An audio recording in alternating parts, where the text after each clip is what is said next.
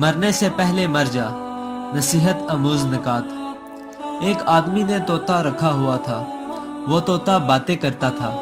اس آدمی نے کہا، میں دور کے سفر پر جا رہا ہوں، وہاں سے کوئی چیز منگوانی ہو تو بتا۔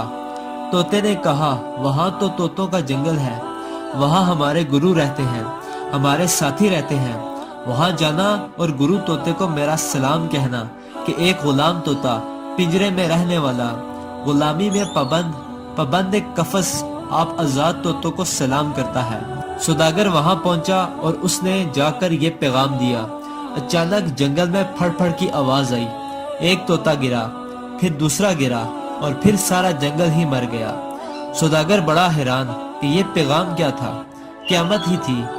اداس ہو کر چلا آیا۔ واپسی پر طوطے نے پوچھا کہ کیا میرا سلام دیا تھا؟ اس نے کہا، بڑی اداس بات ہے، سلام تو میں نے پہنچا دیا، مگر تیرا گرو مر گیا اور سارے چیلے بھی مر گئے۔ اتنا سننا تھا کہ وہ طوطا بھی مر گیا۔ سوداگر کو بڑا افسوس ہوا۔